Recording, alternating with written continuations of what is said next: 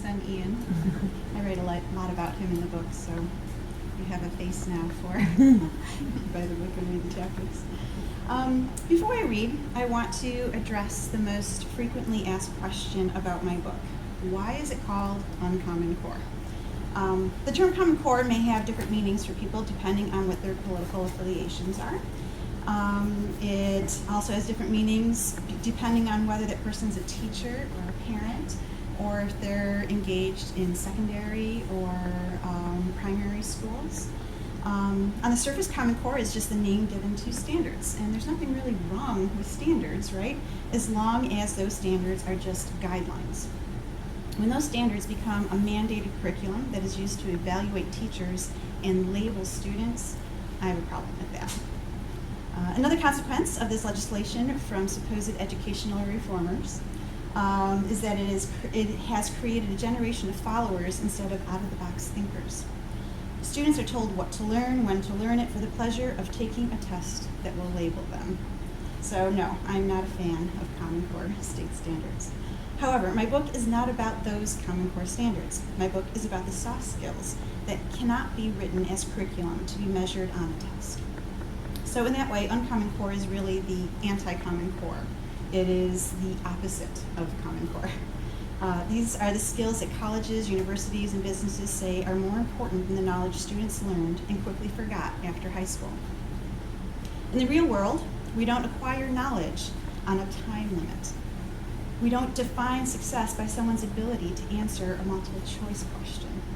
We define success by how well people can adapt to a situation, by how well they think on their feet, and on whether they wait around for things to happen to them or they make things happen. We want to work with people who are assets, who are independent, who are problem solvers and leaders. The chapter I'm going to read to you is about teaching children how to become problem solvers and leaders.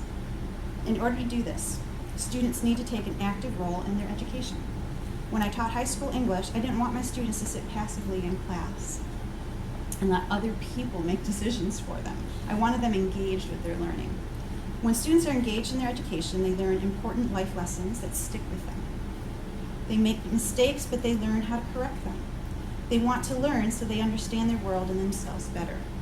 When they are allowed to learn just for the sake of learning, they become free to explore the possibilities. So this chapter is just one of the ways I help my students do that. So now from my book, Chapter 14, Teach Them to Be Problem Solvers. One of the biggest problems facing companies today is the lack of solutions-oriented employees. More and more I hear about bosses looking for this specific trait in the people they hire. I saw the genesis of this problem while teaching. It started with students coming to high school passively involved in their education. They'd actually say stuff like this to me. Just tell me what's going to be on the test so I can memorize it. It quickly moved into students who used excuses as justifiable reasons for being unprepared. Oh, I left my book at school, couldn't read the chapter, oh well. I lost my handout, couldn't study, couldn't finish it. I didn't understand the assignment, and I was just supposed to accept those excuses. This attitude has become pandemic in schools. That is why it's so refreshing when students are problem solvers. Part of it is leadership skills, but it's more than that. Problem solvers do not wait around for someone to tell them what to do. Instead, these students see a problem and they figure out the best way to solve it. Here are some examples of students who are problem solvers. I'm sorry, I'm going to need to take a little drink. Students who look up words they do not understand, research grammar rules to apply to their writing, or look through their handbook for answers rather than sitting at home and giving up on an assignment because it's too confusing. Students who make copies of vocabulary lists they lost or misplaced. Call a friend from class to get the vocabulary list, or search the classroom website for the list instead of trying to use irresponsibility as an excuse before the next vocabulary test. Students who read through packets, handouts, or textbook chapters for answers to their questions rather than giving up on their homework. Students who ask parents for help or email their teachers with questions rather than staring dumbfounded at an assignment. Students who look up literature online, look for online textbooks or see if they can borrow a textbook from a friend when they have left their textbook at school rather than using that as an excuse for coming unprepared to class. That's really refreshing when I get students like that, when they just take care of it. They don't come in and tell me these excuses. Now I'm going to read a parable I call it Parables from the Portable. And if you don't know what a portable is, it's a trailer that the school would purchase, and they would put it on school grounds because we didn't have enough classroom space for students. And that's where I taught for the majority of my years teaching. So one of the best lessons I taught all year was the one that went along with teaching George Orwell's Animal Farm. It is also the lesson that separates students into leaders and followers, into problem solvers and excuse makers. Animal Farm is an incredible allegory that illustrates Karl Marx's well-meaning communism, how it prompted the people to overthrow the autocracy of Tsar Nicholas II, and ultimately how Joseph Stalin used those very principles against the people who thought they were fighting for their equality. The novel works well in either a history class or a literature class, which makes teaching the novel multifaceted. I had 3 goals when teaching the novel. 1, help students see how they participate in sabotaging their own freedom and equality in their everyday lives as well as in government issues. 2, teach them how to write a powerful analytical argument on the abuse of power. 3, hold up a mirror for them so they can see who they are as opposed to who they want to be. How do I accomplish this? For number 1, we had a number of shared inquiry sessions in which I asked them questions about the novel and their lives.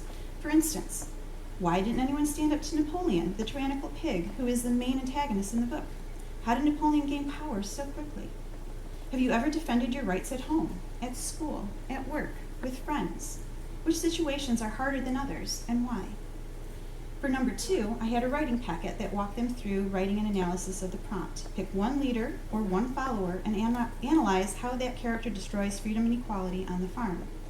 Here's one of my favorite conclusions from a 14-year-old student. Benjamin Donkey was the ultimate architect for the obliteration of freedom and equality on Animal Farm, even though he could have become a champion and shield for freedom and equality. Benjamin's role on Animal Farm is essential to understanding that it is the followers, not the leaders, who hold the key to maintaining freedom and equality in any civilization. It's a 14-year-old that wrote that. This prompt for the students who took this novel and essay seriously changed and or empowered students to make a positive impact in our world. The final goal was the best and sometimes the scariest lesson I taught all year.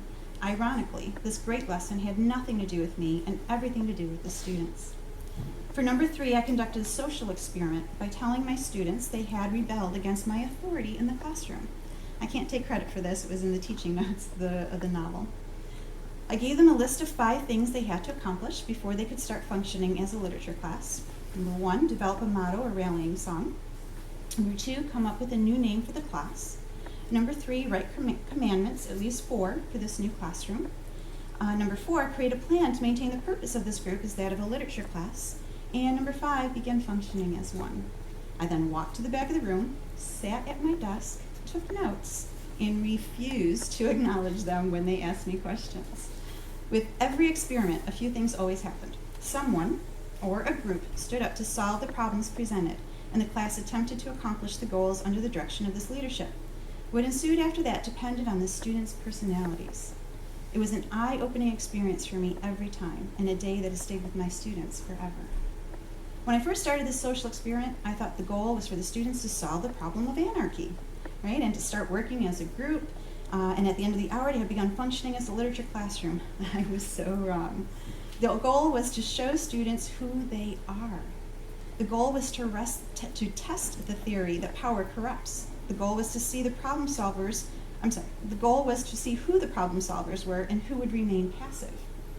More importantly, the experiment always revealed the natural leaders and what kind of leaders they were.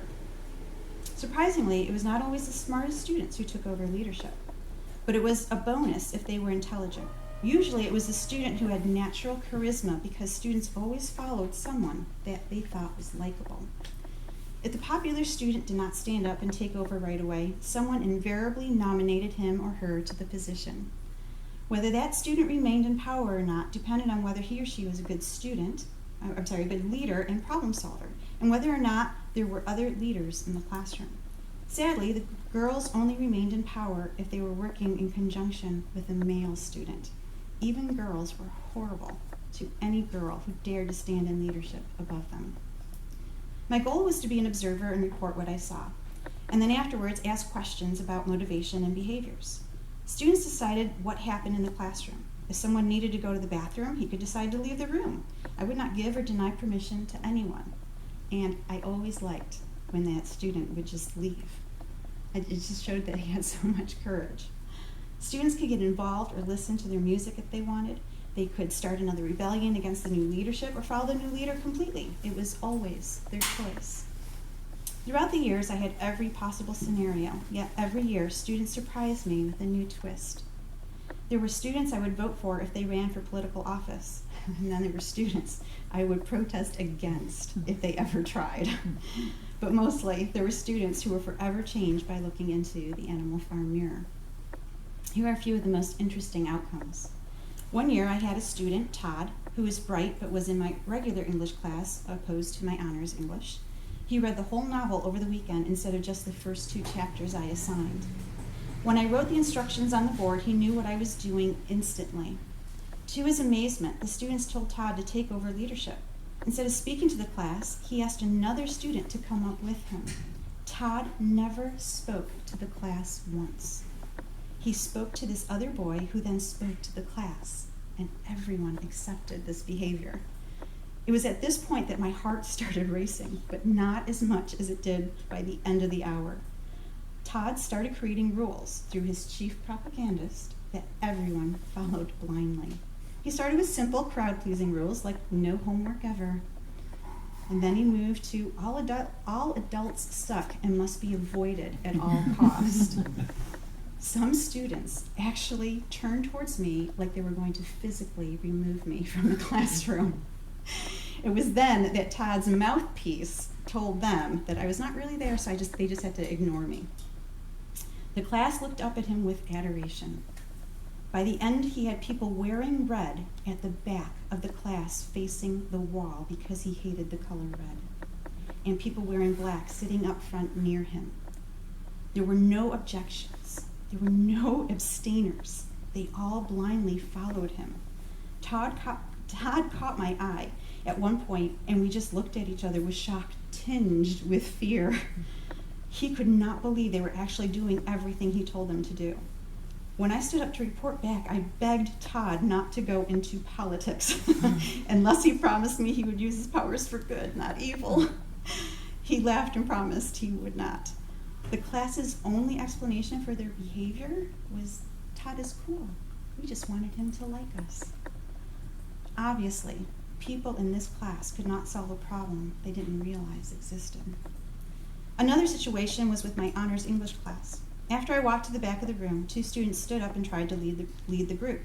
The class demanded that an election take place first.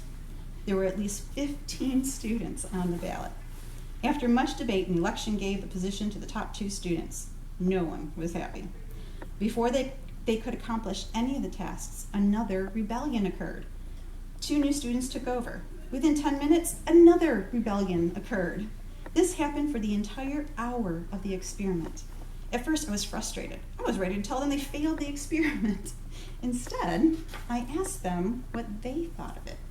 They were the ones who revealed that since they were all leaders, they could not fathom someone else in leadership over them. They then realized that they had to figure out how to get things done without one leader in charge. They thought if the experiment continued, they could assign positions to all the leaders according to their strengths. This was the ultimate class of problem solvers. I've always regretted not continuing this experiment with that class. They might have solved all the problems facing education today.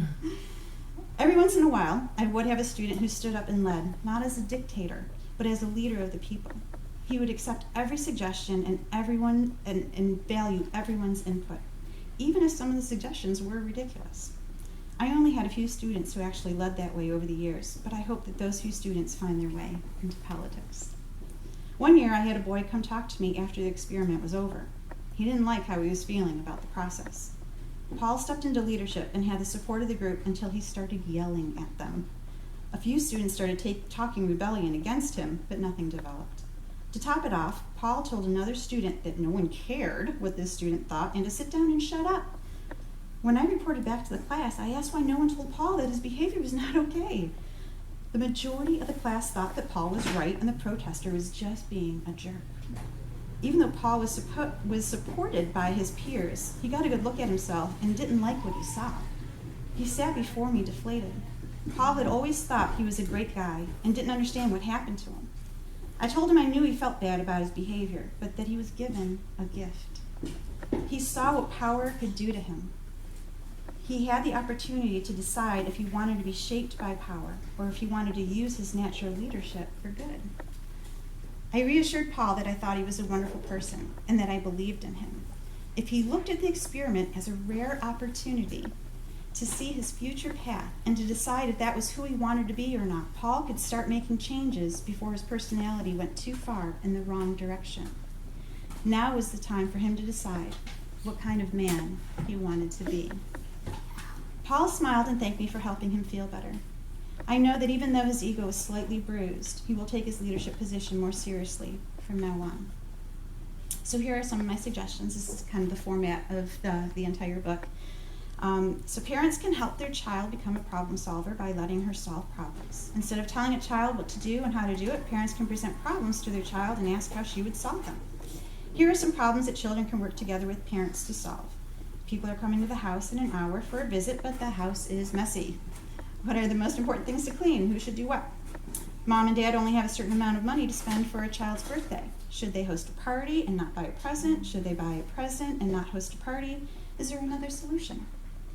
How should a family decide who gets to use the computer and when? When is the best time to do homework? As a child gets older, she should become responsible for solving other problems. What should I do if I forget my homework at school? What should I do if I don't understand my homework? When should I start working on this project? What should I do if I'm going to miss school? The idea is that parents need to be raising independent problem solvers. So this is just one of many skills that can give children the advantage they need to succeed in a cookie-cutter educational system. Thank you.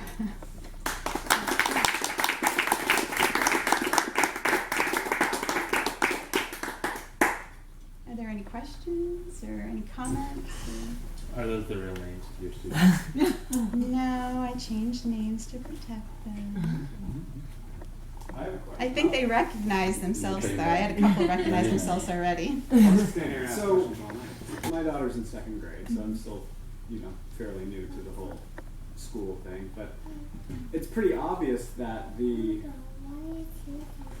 parents who are showing up are the parents of the kids who least need the parents to show up, because they're the parents that show up. So how do you break that? Because me reading this book is interesting, but it's not as useful as a parent who needs to read this book reading this book. Does that make any sense? Yes, it makes perfect sense. And I wonder the same thing, because a lot of the people that are probably interested in buying the book right now won't need as much of the guidance in it as the parents that might not even look at it. So I know as a teacher, I would always invite the parents that I really wanted to see to come to the parent-teacher conferences, to come and talk to me, or to open up an engaging conversation with them. But it's really hard, especially now. We have, in so many situations, we have parents that are completely opposed to teachers. That was one of the reasons why I wrote the book, is because I wanted to bridge that gap that has developed over the past 12 years or so between parents and teachers. We used to work together. We used to be in partnership together. And if I did something at school, I would get in trouble at home. Now, if kids do something at school, the teacher gets called. Why did you yell at my child? And so, realizing that as parents, and to invite as many parents as we possibly can into the conversation, whether they will say, I don't want to go to school, I don't want to talk to the teachers, I don't want to get involved, I'll just let my kid take care of it, but to try and encourage them, anybody, to encourage parents to join the conversation and become partners with teachers and the school, because it really makes a difference when parents and teachers are working together for the benefit of the child. So I know that I didn't quite answer how to overcome that, but I guess just opening up conversation wherever we can, because even as parents, encouraging other parents to get to the school, to talk to the teachers, because we all have to have our children in those classrooms with those kids. And if the parents aren't all working together with the teacher, with the children, it can create some very difficult situations, you know, and just to encourage that open communication for all, you know. And I think sometimes hearing it from a parent is better than hearing it from a teacher. You know, you really should go talk to the teacher. Talk to the teacher about it first. Don't get angry yet, you know. Whatever we can do as parents to give advice to other parents that might not know what to do, I think would be a step in the right direction. So it's very clear that you bring a lot of passion to teaching, and you bring ideas that are unique and that are going to cultivate the type of environment that you want children to learn in.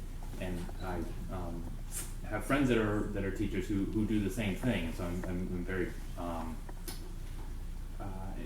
excited and enthralled by that attitude. But I think that there are probably teachers who are attracted to the position who don't necessarily have that, bring that passion or bring that energy to the classroom.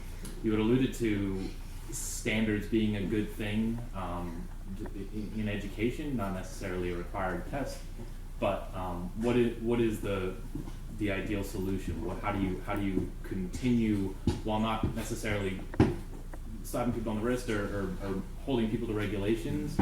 How do you ensure that education as a whole is the quality that we need it to be? That's a great question. One of the things that I know there's a whole bunch of things have to happen simultaneously in order for education to improve the way that I would like to see it improve. And number one, we would have to definitely improve the climate for the way how teachers are teaching in the classroom. They need more support from administrators, from parents. And so it becomes more of a desired profession for people that are passionate about teaching to get into. I know that one of the things that are happening right now is that we are losing people that would be great teachers. They're not getting into the profession anymore. It's at an all-time low, the enrollment in teacher prep schools. And so we're going to be losing a lot of people that would have the passion to become teachers. And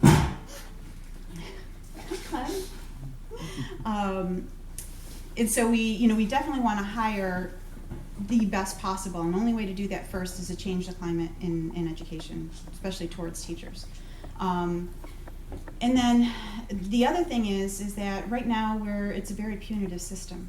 We have administrators coming down really hard. You know, you might say we don't want to slap their wrist, but that's kind of what's happening right now. We're getting teachers that are punished. They're being talked to in a negative way instead of encouraged to find that passion inside of themselves again. So it could be a teacher that's lost his or her way, or a teacher that's just coming in and is very frustrated with all the things that have to be done. But instead of punishing the teachers that aren't meeting those standards, we need to have a system where we can come alongside them. I asked my administrators, can I please be that person? Can I come alongside those new teachers and really help them establish not only they're teaching the curriculum and everything, but to remind them why they got involved in the first place. Remind them of the passion that every child that sits in our classroom is a gift to us. We are here for that reason, to help that child to change a life, to improve a life. And and I was able to do that. I had a couple of teachers. I had a student teacher one year. I had some new teachers that I worked with and helped them work through some of their issues. But that is one thing that really has to change. I know that we're hiring a whole bunch of new teachers because a lot of the teachers that have been around for a long time are resigning very, very quickly now with all the things that are happening in education. So we're going to have many schools that have brand new teachers 5 years or less because teachers aren't sticking around as long as they used to. And so if we continue to let teachers leave before they become master teachers, it's really going to make the situation even worse. So I think those two things right there would probably help out a lot. Did I answer your question? Yeah, thank you very much. Did I say more than I should have? Really a question, but a comment. It's really interesting for me as a teacher in Australia to listen to you because we are having the same issues. Are you? I was really interested in your uncommon core comments, because we are going back to teaching content, not the child. We are going back to a system that was thrown out when I was in high school. Because it wasn't working. Quite a long time ago. We are having the same issues. We're having the same issues with a punitive system towards teachers, and you know, there's just I'm doing some mentoring also, and the young teachers are saying to me, I haven't got time to do that because I have to do all this other stuff. I have to write down every bit of my lesson plans and my objectives, and yeah, and it's not bad to have a lesson plan, but to, you know, have to then explain why you're doing all of those things on top of having the lesson plan, that's when it starts to get a little much. I know, they're creating a no-win situation that's getting worse and worse. And I wish they would just make me Queen of Education.